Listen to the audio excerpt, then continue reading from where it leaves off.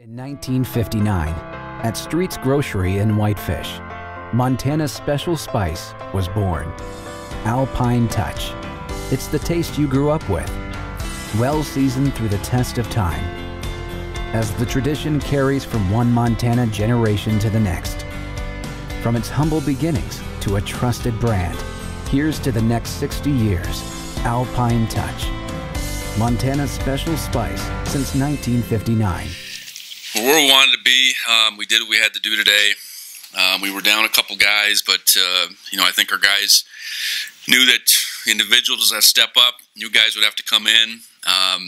We were facing a really good program that in many ways was a mirror of ourselves, and we would have to outplay them.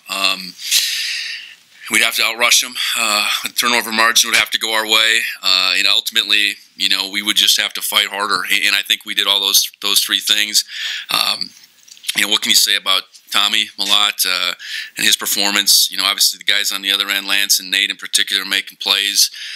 Defensively, we certainly gave up some things. We didn't tackle as well as we'd like in that first half, but our guys, I think, at halftime recognized what they needed to do and came out second half and did it. And once we got that lead, I think we were able to continue to keep their quarterback off balance and certainly made them one-dimensional, which with that team is huge. So, so proud of our guys. Think about where they were at 2 years ago, up in Fargo, losing that game, and I think there was a resolve to get back to it.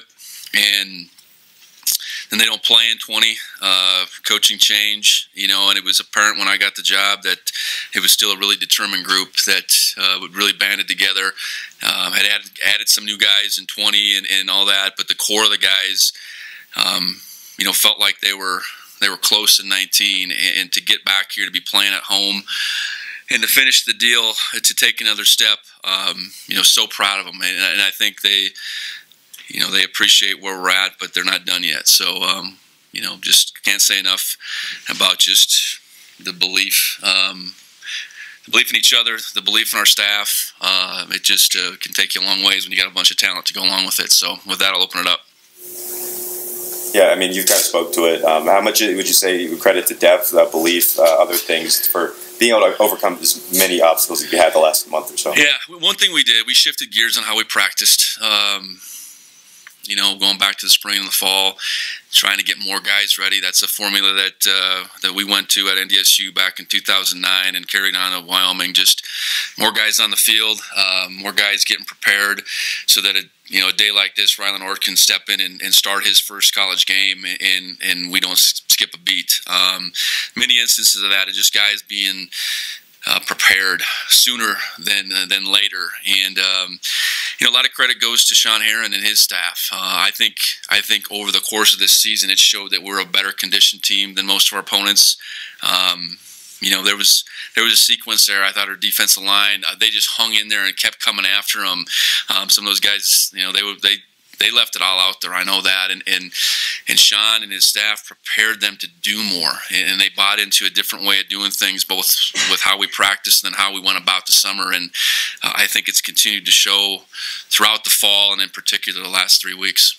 A lot comes with playing your last home game, no matter what, especially for the older guys, the seniors. So how'd you think those guys handled it? And sometimes there's pressure involved with that, but every single one of those guys played one of their best games. Yeah, I think this was a little bit of a bonus. I think some of them maybe felt like they played their last game a couple weeks ago. So to get back here, we talked a little bit about just playing with house money, and part of that was getting another opportunity to come back here and really not making it about this last game, just the environment, but just playing in this environment one last time and allowing that environment to feed us. And there's no question it did. 20+ thousand, whatever the temperature was today, it's amazing. That was an electric environment, and I know it helped us, and it certainly played against South Dakota State. You can play with house money. Talking a lot is just unbelievable. I know you got belief in him, but that game was outstanding. What are your thoughts on just his overall performance? Well, he carried the ball 34 times. I think the plan was to trying to be 25 and 30, but knew it was going to have to go that way.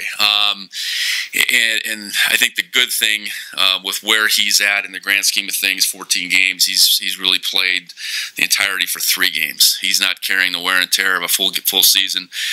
He's got 3 weeks to heal up off of this one, because I'm sure he's going to be a little bit sore, but just such a competitor. He's a really good talent. I mean, he's a great talent, I think, running the football in particular, but what he's done as far as throwing the football and just competing,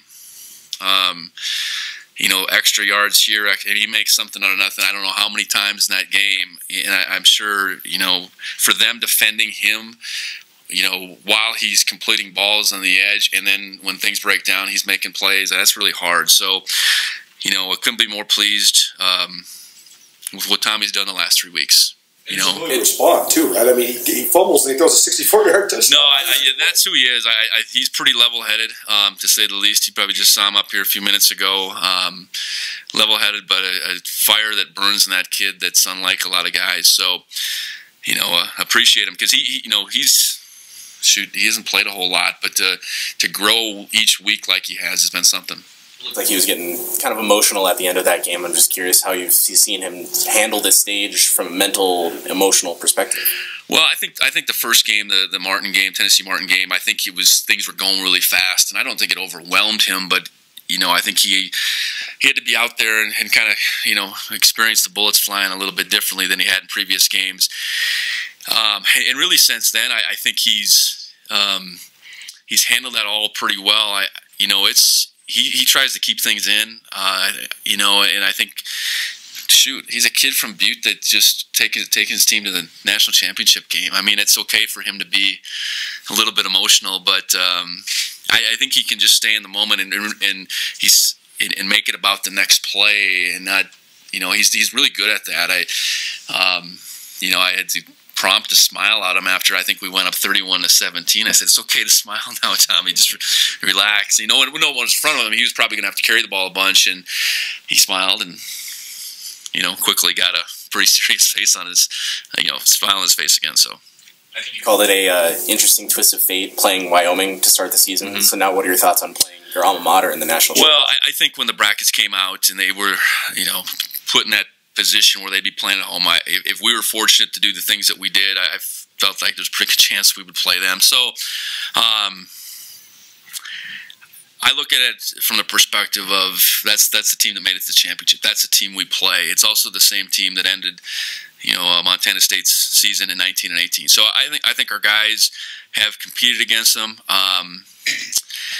and they're hungry for this opportunity, no matter who we played. But it's, for me, whatever. Honestly, it's who we play, and that program is awesome. Has been awesome for a long time, and just like today, we're going to have our hands full. Just like last week, we're going to have our hands full, and we need to prepare and get our guys ready to go. And go down there with a sense of confidence. They're certainly going to have familiarity on their side.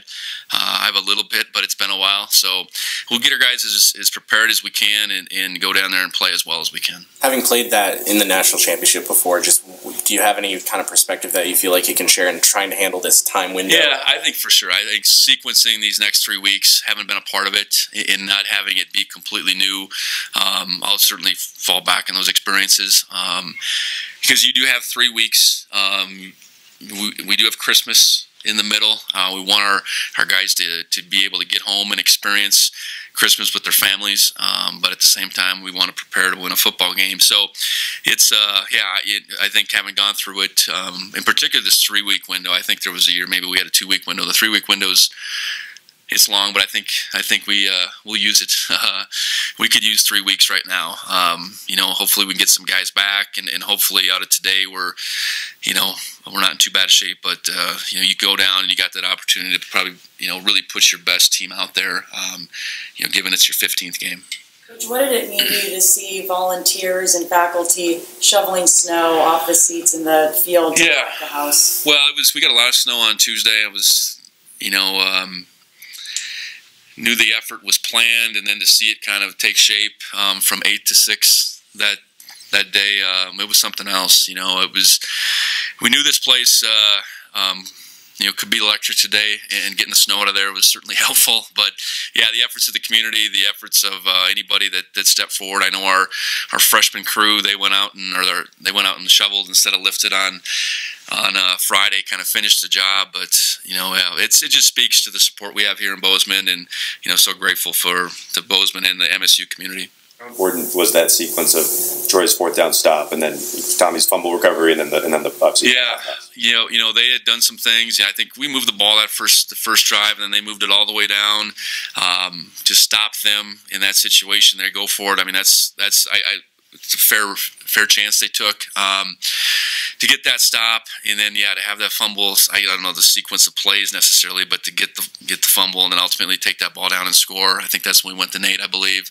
A lot of stuff happened there. A lot of stuff that could have gone either way. But for us to take the lead and really grab the momentum for the first time in that game, I think was big for everybody.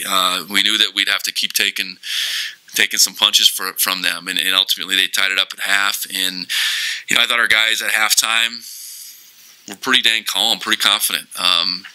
They got the instruction from our coaches and went out and got the job done in the second half. So I don't even know if I answered your question, but hopefully that was good. Coach, what does this mean to you personally to get this team to the championship game? This is your first year here. I mean. They're probably going to give you the key to the city tonight, but what does this mean to you personally? Well, for me, waiting on a head coaching opportunity was probably a few years in the making. When this job came open, I felt like it was a job that we could do this. Getting a chance to dig a little bit deeper into this school, into this community, getting a chance to meet President Cruzado, Leon, knew that everything was in line. And then get a chance to start working with this team, you felt like, okay, if we do things right, this is where we could be. So, I don't know, for me it's kind of a vision that I thought could be there way back, whatever it was, the end of January.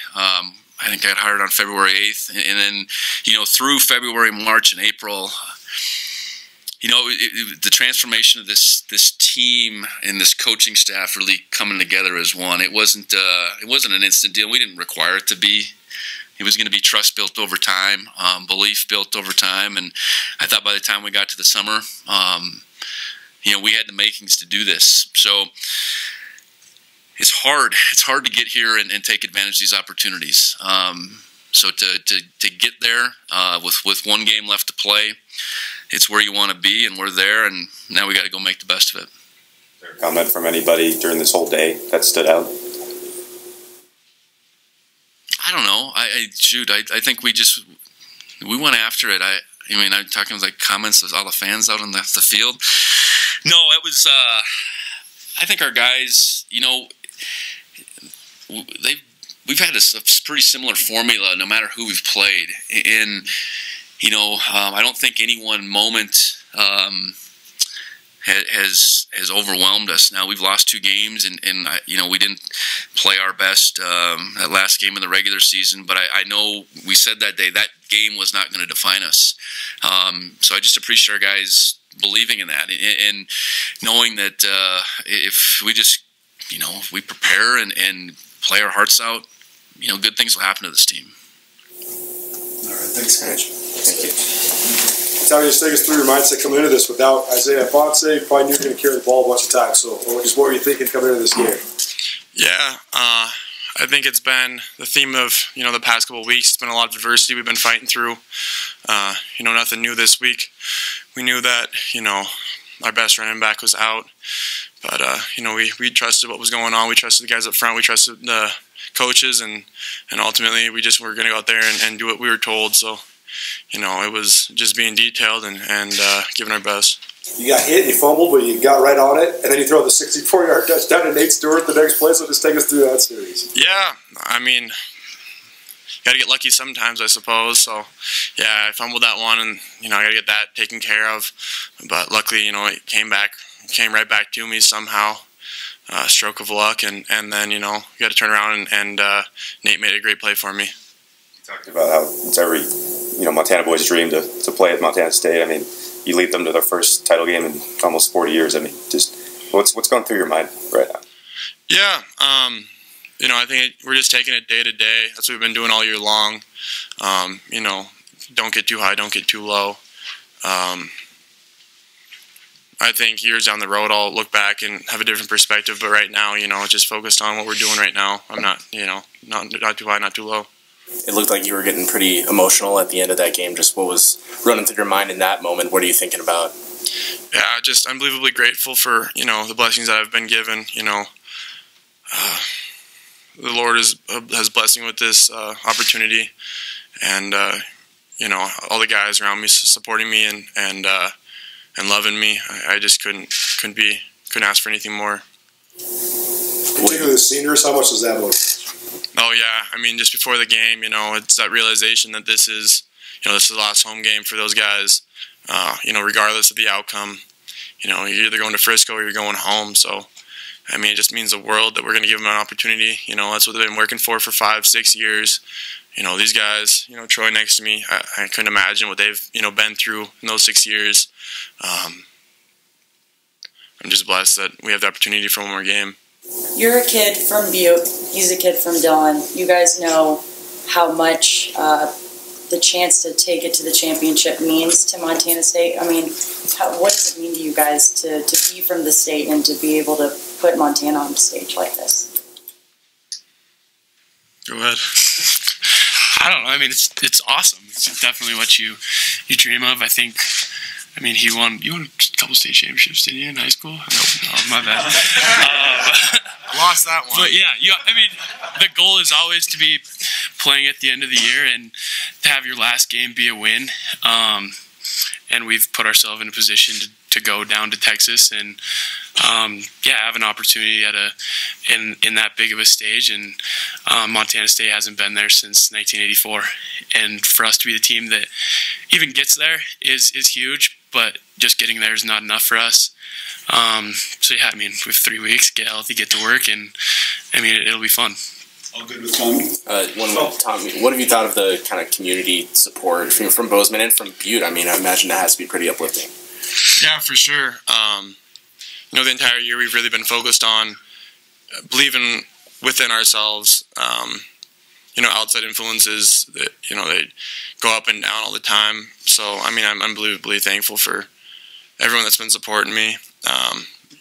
Outside of this building, but those guys are the ones that are here every single day, and I'm just unbelievably blessed that that support, that's unwavering, and I'm just so grateful for that.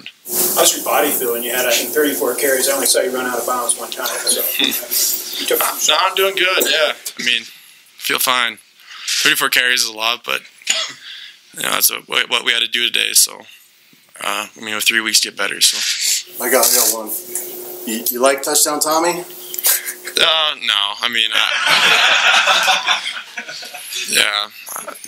not too big on any of those nicknames like that. But I mean, it's something else, that's for sure. Thanks, Tom. Yeah, thank you. Thank you. All right, see you, man. Daniel play Bobcats. Daniel, what a way to go out, right? So I mean, what are your emotions right now? It's supposed to be pretty cool for you. Yeah, I mean, it's awesome. We talk about, it's one of our goals each year to go undefeated at home, and to be able to win your last home game with it being the last one you possibly can play, being the semifinal. It means a lot. I mean, we've been working for this, like Tommy said, for 2 years with our season that was taken away from us in 2020. We knew we had the pieces, we had the guys. We brought in a great coaching staff. We knew we could do it, and it was just a matter of going out and executing.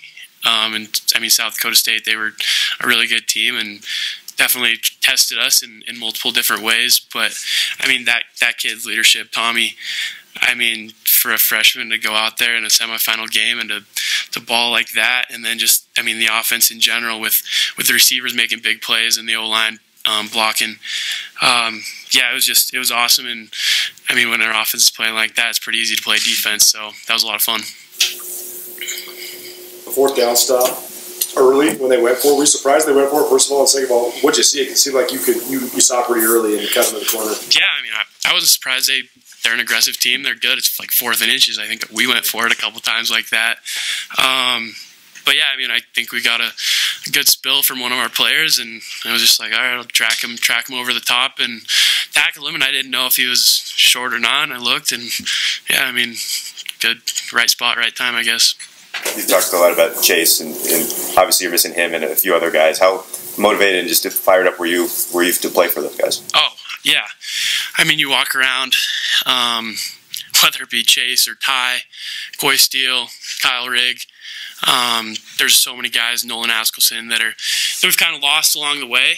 And to be able to win one for them and continue to play on for them, give them a chance to come back, which I think a lot of those guys have a really good shot at coming back for this one. It's like, yeah, we win this one, you guys will be back playing with us. So, yeah, we didn't want that to be their last taste of Bobcat football, I guess, whatever it was. So, yeah, I mean, we had a lot of guys step up and fill in, next man up, like we've always talked about. Yeah, and it was a great effort. In the second half, what did you guys do defensively to just shut them down? Quit missing tackles. I mean, yeah, I think that was our main problem is we were missing tackles. It seemed like we were in the right spot, but we'd give them a couple more yards or they'd, break one on us for a touchdown or whatever. So, yeah, just tackling and leverage and doing your job. It's pretty simple when you boil it down. Is it important that halftime sort of gives you a chance to refocus on that? Because, I mean, I think they scored on 3 straight drives going into halftime. Did that time just, give you a chance to refocus on what you need? I don't know. I mean, I think when you miss a tackle, you definitely know it. So I wouldn't say that you need halftime to kind of reset, but it is a good time to kind of go over, all right, well, this is what they've heard us on, this is what they've done, these are the formations they've done it out of. Our coaches have done a great job this year of being able to find adjustments to things that have hurt us and just kind of seeing what they've been doing and allowing us to then communicate it on the field and then execute. I've asked the other guys, but what have you thought of the community support through this playoff run, through this season? Yeah, I mean, it's been awesome. You guys were there today. It was extremely loud. A couple times on 3rd down, I was looking over to Cal. He's like, 2 yards away or 3 yards away. I was like yelling at him, and I don't think he heard me. So it's a testament to, Bozeman and the state of Montana just showing out. And, yeah, we definitely feed off their support. What have you thought of Butte's support for Tommy? Hey, I'm telling you, you go to Butte America like that. I've been there a few times, played in some games, and they're a different kind of passionate. And Tommy just, yeah. I can't say enough about that kid. His leadership, his poise, and his humility, and how well he's kind of stepped into this role. Yeah, we're lucky we have that kid for sure. Tommy touchdown. He might not like it, but I'm going to keep telling him it. And just going to Frisco, especially after how the last 2 seasons have ended for you guys against that opponent. How motivated, how excited are you? Yeah, I think we're all ready for that challenge. It's a good opponent. We'll get in the film room. All right, thanks, Trent. And then everybody starts piling on the field. What's going through your mind? Man, I was really just looking for my mom. My mom and my family were here today. They got to come out for graduation this weekend as well, and it was just a really big moment for her to see everything that I've been working for, all the work that we've been putting in. And I was just, honestly, I was sifting through people looking for my family, just trying to find them. But just the number of people who walked up to me and shook my hand, alumni, fans, students, just saying thank you for playing at Montana State. It was a wild feeling, man, almost surreal. And it's just like, we're headed to the national championship. This is everything we've worked for. We got 1 game left, and it's all chips down. And we're all going all in on this. This last month has been so crazy, so many emotions for you guys. How have you been able to navigate all of them and reach this high that you're experiencing now? think the biggest way, our coaches talk about it all the time. They say the voices in this room have to be louder than the ones outside of it. Limiting distractions, making sure the things like, graduation, whatever it is, family being in town, whatever it is, avoiding those distractions and not letting them affect you and keeping your mind focused on the task at hand and being locked in. So I think that's a huge part of being able to navigate through all that and just, keeping a level, steady head and understanding what we're here for. What was the mindset going into the locker room when guys gave up 17 points in the first half, which, is very uncharacteristic. I don't think you gave up that many in all season and a half. So. Yeah, credit to them. They're a good football team. It wasn't so much that we had to really change anything. We just had to do what we were doing better. We had a game plan, a good game plan, and we just needed to stick to it and just execute better. That's all it was. How motivated were you guys to play for the injured guys today? Extremely. Chase, specifically Chase Benson, one of our brothers on the D-line, that's a huge loss to us. And, not just on the playing field, but that's, you hate to see one of your brothers hurting like that. And knowing how much he put into this program and how much he sacrificed for this program just makes us want to go out and ball even harder. We talked about it in pregame, just going and winning for Chase, putting our body on the line for Chase. So. What does it say about your whole defense that without Chase, Ty, and what does it say about your depth too that you guys were still able to perform the way you did? I dedicated to our mentality and our culture here. It's next man up. Like I said, it's a huge loss losing him, but the next guy up has to be able to get the job done. That's why we have backups. Or we don't. I don't even consider them backups. Those guys are bona fide starters taking real reps in real games. We are in the semifinals of the national championship, and those guys came in and filled the gap and filled Chase's shoes as best as they could, and Ty's shoes, and other guys like that, Isaiah, Elijah on offense. Guys stepped up and helped get the job done. Speaking of guys stepping up, what do you thought of Simeon Woodard during the playoffs? He's made some big plays for you guys. I don't think Simeon is stepping up. That's Simi's role. That he's been there the whole season. He's been producing nothing but love for the kid. As young as he is, true freshman, just balling out all season. Got nothing but love for the kid. We asked you about Tommy last week, telling him a lot, but 34 carries, one of the most unbelievable efforts in toughness I've ever seen. So, from your perspective, what do you think? Yeah, beat America, man. That's a tough kid right there. Another true freshman stepping up when his number was called and getting the job done, and not just getting the job. Tommy's been balling. So, Tommy touchdown. I'm gonna start calling him TT, but that's just a part of our culture. This is how we are. Next man up. That's why we practice the way we practice. That's why we do the things we do. So when a situation like this comes up, the next guy can step up and there won't be any drop off. You alluded to this, but just what have you thought of the community support through all of this? All the people showing up, plowing the stands. Just what have you thought about the Bozeman community through this time? You guys have heard me say this 1,000 times. Montana State has the best fans in FCS, hands down. Those guys show up no matter how cold was it today? 23 at kickoff. 23? Okay. Well, they all showed up. Some of them were here earlier than me, and they were packing the stands, didn't care. They were here to support us. Best crowd, best stadium, best in the FCS. Is there a moment that especially sticks out from this game, post-game, during game? A moment that stuck out, honestly, I think it was a big turning point for our defense, was Big 3 over here, his sack. At that point, we were kind of struggling to get things going, and we were chasing their quarterback out of the pocket. He was running around, and, that was a huge moment for our defense. And, just him, I was standing right next to him. He smacked the mess out of him, hit it, and that was a huge part of our defense. It got some momentum going, got our defense rolling, and we all started building off that momentum.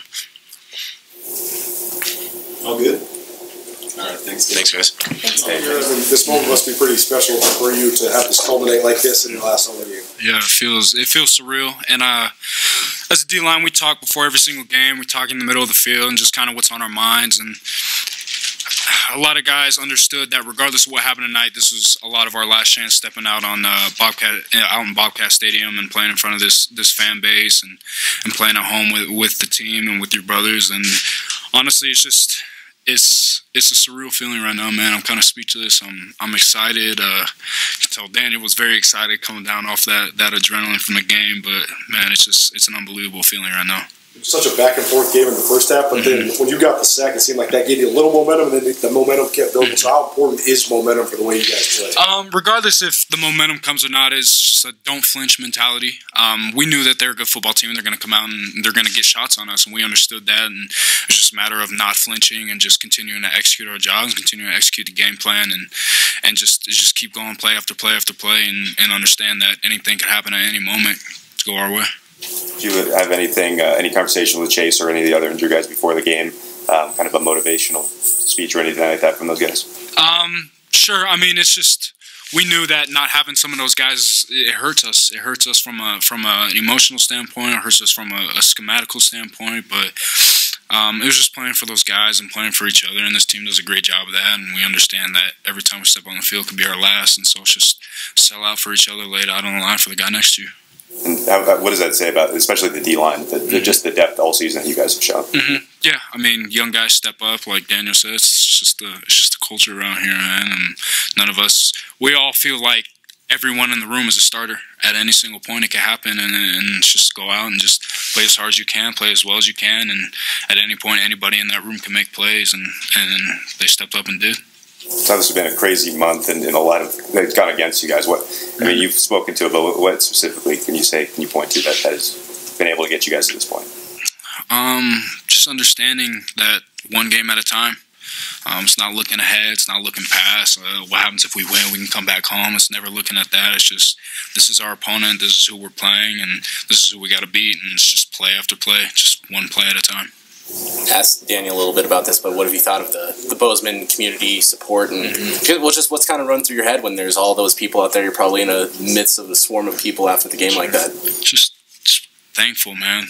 This really is just a huge thank you to Bobcat fan base, and just they made it a very special trip. They made it a very special run for us, and I'm forever grateful for it, and I'll never take it for granted. It's a special fan base here, and it's a special town. It's a special football team. How important was that tackle that Troy had on fourth down? Every tackle is important. That one was huge for us. It's huge. Whenever we can get a fourth down stop, and obviously Troy running side to side the way he does, it's huge for him to be able to step, or huge for our team for him to be able to make that play. And anytime we get a fourth down stop, man, that's big time. Speaking of the tackles, I mean, you guys were missing tackles in the first half. I know Coach was pissed about it, sort of the end of the first half. Was that something that changed in the second half for you guys? I mean, was that a big point of emphasis? Yeah, we absolutely knew we weren't tackling well. We weren't really executing well. But again, it's that don't flinch mentality. It's, okay, we know we're not playing well. What can we do to go fix it? And we made some adjustments at halftime, but it was more just like Daniel said, we just got to play better, and we just got to execute our jobs better. And we understood that tackling was a big part of that. Any adjustments in particular that you can talk about that you made at halftime? Just the way we fit some of they run a lot of stuff up front, a lot of gap scheme stuff, different polars, just a ton of different looks. It was just the way we were fitting them, just reading some of our keys, the way we were able to fit those. It's just cleaning some things up, just small adjustment stuff that, I mean, boring to talk about, it wouldn't really matter, but yeah, it's small adjustment stuff, but mostly just execution stuff. You guys reacted pretty well to screens kind of after the first one or two. Is that fair? Yeah, we knew they were going to come in and throw a lot of screens. It's a way to slow pass rush down, and we knew that they like to get their big guys out in space to block for their little guys. So we knew the screens was coming. We were just able to read our keys and kind of react to the screens and go make plays on them. Faced North Dakota State 2 years ago, and obviously know how that went. How excited are you to get back and obviously on this stage? Very excited. Very excited. The Bison knocked us out of the playoffs the last 2 years, so we're very excited to go play them. All right, thanks, Amandre. Thanks, guys. Thank you. Blackfoot Communications is committed to supporting Bozeman businesses. From intelligent network solutions like SD-WAN to fast and reliable fiber-based services, Blackfoot delivers innovative ways for your business to succeed. Blackfoot Communications. Connect to more. To Montana State, Coach Vigen and his staff and the players, they'll enjoy Frisco. And they played a heck of a football game today and made more plays than we did. So they deserve to win that football game, and so congrats to them.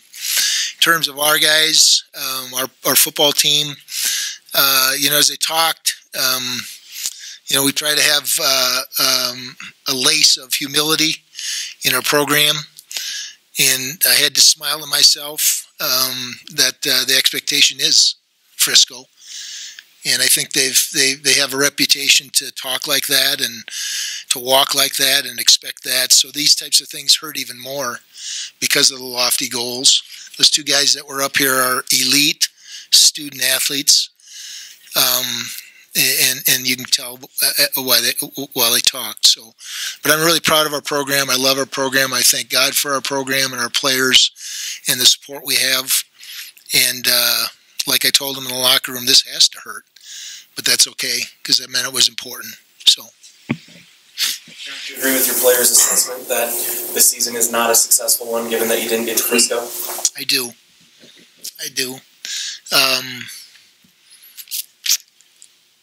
I think, again, like I just said, Matt, our program has grown to the level of really high expectations. And I don't think anybody in our locker room would agree with that it was a successful season. So, but I appreciate the... What was the difference in the second half? They stopped the run. We couldn't stop their quarterback until late. They had at least they had the tight end play that we didn't read our keys, and they hit two sideline pocket balls where we're there and we don't make the play. It's not that we didn't think their quarterback could throw the ball. We saw it last week. He could throw the ball. It's just we have to make the play, and we didn't. So, I'll leave it at that. We were down here having to go on fourth down. If it's a one-score game, things are different, but it wasn't a one-score game. And then I think the interception had a huge impact because they scored after that. 25 games this year. I would think obviously you'll look back at this calendar year as being different than any other one. You had 2 seasons, played all these games in a short period of time. What are your kind of immediate thoughts of just what this entire year was like, playing these 2 seasons back to back? Well, I love to coach, so to me it was a blessing, and I love our players. So to not have 15 days of spring ball, but have a season in the spring and to be able to go to Frisco was an honor, and I can't tell you one time where anybody said this is a grind. And I think 2 things. Number one is our culture, but number 2, they wanted to get back to Frisco. They dedicated themselves to get back to Frisco, and they were willing to come back soon after Christmas to pursue that. And that's a fun group of guys to be around, coaches and players. Coach number 16, the quarterback, his ability to throw the ball deep, how much does that just accentuate his already existing skill set? I think it makes him a complete quarterback. I don't. He threw the one short pass early in the game when they got us in our unbalanced adjustment, but the goal was to throw the ball deep. The fact that he can run the ball, and when you play action like they did to the tight end, and he simulates a run, and we don't read our keys, bad things happen but no, he did it. I was looking for him at the end of the game. Too many doggone students on the field, but I wanted to shake his hand and tell him I was very impressed. Number 22, was that something you guys expected, or how did that affect just the way Montana State operated on offense? We heard that was maybe the case, but then we heard the real good linebacker 15 wasn't going to play also, and he played. So I think they ran the quarterback more. They knew that was their ticket, and we couldn't stop it. I was disappointed, and he's a good football player. 4 yards, 3 yards, good, but not 12.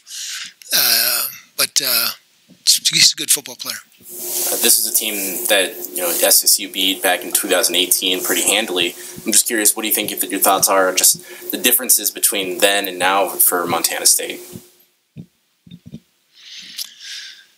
Well, 15's a number of years older. He's I don't know. I think you win a lot of games because of culture. I think you win a lot of games because guys love each other, and that drives hard work and so on. So I don't know that. But I do know this, and I told Coach this, to come in and keep, I think, 5 assistant coaches and inherit a whole new program and not have much in the spring and to do what they've done, I think is really special. And so I would say it starts with the head coach, Coach Vigen, but they're good. They have good players. 44 is good. He's back there. 22 is a good player. They have good players. 86 is a real good player. So I mentioned Montana State stopping the run. Did they make any adjustments at halftime to sort of boost that element of their defense? I don't know that. That's not my area of expertise, nor should I waste my time with that. And I apologize for that. I'm not making light of your question. I think Wes hit it on we ran zone one time and we blocked it up, and they had a cut corner, and he ran in there and tackles. I mean, that's the chess game. I still think if it's not a two score game, we coach differently, and maybe the game ends up different. So, can you kind of explain the decision to go for 4th and 1 there, and then just how much of a momentum shift that was for them to stop them early in the first quarter? I don't. We had decided that before the game that we felt good about Isaiah Davis running downhill against their defense. We ran a power, and our guy that was supposed to wrap around and block the guy didn't get there. All right, so again, a physical error, mental error. Their crowd wasn't gonna. It didn't matter. Their crowd wasn't gonna go away. Your crowd was not going away. So I don't think it impacted us at all because we marched the field. We find ways to have positives with that. Score differential wise, yes, it had an impact. I have to play in the present. I have to go. Darn, we should have kicked the field goal and then move on. Because joke's over, and our players have to do the same. John, you say goodbye to a senior class every year, but this year's a little different. The quote-unquote super seniors going through 2 years. What's it going to be like trying to, first of all, kind of saying goodbye to that group and then trying to replace them? It's going to be very emotional. It has been already to say goodbye to them. Great young men. Unbelievable dedication to South Dakota State University. Unbelievable success in their tenure here. But they're all great individuals, and one of the cool things that I get to experience while I'm still around is to see that happen outside of football, and that those are wins also, and I can't wait to hear their stories. Anything else for Coach State? Thanks. For the first half, what happened in the second half? What do you think changed in terms of the momentum for Montana State? Montana State's defense played really well. I mean, they shut out a very good offense, and our offense in the second half. They were flying the ball, getting 11 hats to the ball. They did a good job on defense, and then on offense, quarterback run game. He's a good player. Missed some tackles, made some errors on defense, and that's all it took. Logan, did you feel like you guys didn't have enough film on this quarterback? Did they do anything different you didn't expect? No, I mean, we saw every play that we saw today during film, and just got out executed. Like I said, missed some arm tackles. He's a great player, runs the ball hard, makes the right reads, doesn't make mistakes. Played a very clean game. Wes, your offense got shut out in the second half, and that obviously doesn't happen very often. How much did you feel like was mistakes you guys made? How much was their defense being very good? That's an awesome defense, man. They play really physical. I think there's a lot of things, obviously, you can always execute better. Whether it's play calling or something that we're doing up front or running back making a cut, it's football's a fickle game. One wrong thing every play kind of amounts to what happened in the second half for us there, And all credit to them, man. They're a great defense. So they play really hard, and I'm excited to see what they do down in Frisco. Wes, you guys played 25 games this year. What has this year been like? And, what are the feelings today after everything you guys have gone through? I mean, being a 6-year guy, Matt, it's been a long ride, not even just this year, but I'm not about to make any excuses for this year because this is what we wanted. We got to the semifinals. We just need to finish. But, we had a heck of a season in the spring. Wish we could have finished better here in the fall. But there's not going to be any excuses coming from us. We just know that we could have played better. We know some things could have been better. Offense, defense, whatever it is, special teams. Wish we could have finished better. Well, kind of the same question to you. I mean, you've been here for such a long time and played so many football games. What's it like to have it finally be over? It's crazy. My second ever game was here in 2017. It was a wild one too. Love coming out here. The fan base is amazing. They sell out the crowd every time. It's a loud stadium. It affects the offense, affects the defense. I mean, big play by the offense. You hear that place jumping. It does affect you a little bit. But yeah, like you said, I played a lot of football. Been around a long time. Obviously, something has to change in our program. I mean, I've been in the semifinals 4 times, lost 3 of them. No excuses there. I mean, and like Wes said, I'm not going to make excuses for how many games we played this year. Most every other team played the same amount of games this year. I don't think we ran out of gas. I think we got out physical. We got outplayed. A couple things we could have done better on both sides of the ball and on special teams, and that's what it comes down to. When you guys came back in the fall, after falling just short of Frisco, it was obvious, that getting back and finishing the job was the goal. Does it still feel like a successful season, even though you fell short of that? No. To be blunt with you, it doesn't. I mean, our expectation was to get back to where we were, right? We had basically the same team as in the spring. Our expectation was to get back to the national championship and win that thing. That was our expectation. We fell short, so as for a success of the season, I mean, if that's your goal, then we fell short, so I wouldn't call it a success. We battled. We just came up short. Yeah, I'd echo that. I think from when we first got on campus, man, I think SDSU football is in a good spot. We had a lot of talent, but I think we were okay with just making the playoffs and going as far as we could, right? And then if we make it as far as we can, sure, that's great. And I think, start going into the spring season, all the bonding that we did over COVID and everything like that, I think it really transformed the team from something where if we don't go to Frisco, it's a failure, man. If we don't go there and win it, the season was not a success. I think that's the culture shift that needs to be embodied by everybody. But I think that's what SDSU football has become. So, obviously, maybe 10 years down the road when I'm old and I have other problems with my body, yeah, sure, I can hang my hat on. We went to the semifinals a bunch, but right now, no, not a success at all. I'd be better. You alluded to it a little bit, but what was it like, this atmosphere, and did the noise affect you, if at all? That's more for you. Yeah, I mean, we really don't have false starts until the last part of the game. It's an awesome environment, though, man. It was fun to play here. Credit to Montana State's fans; they're awesome, and they were very classy after the game, talking to us as they run onto the field. But it was.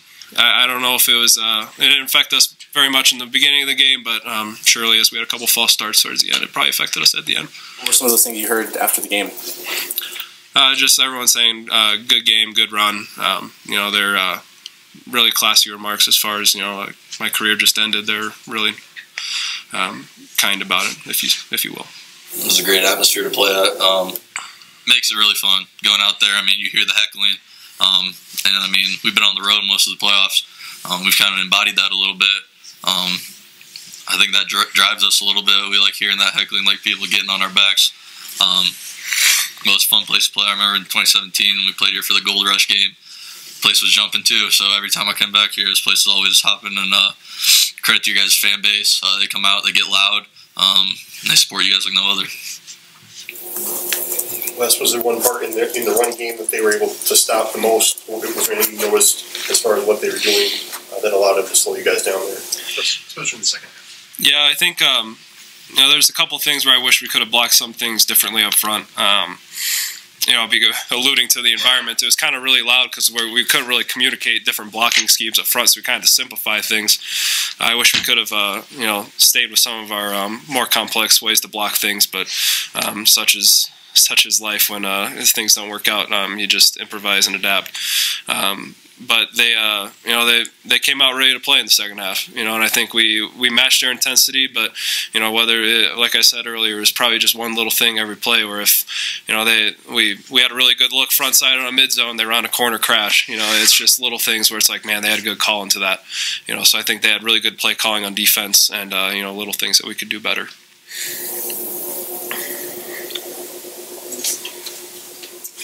Thanks, guys. Thank you.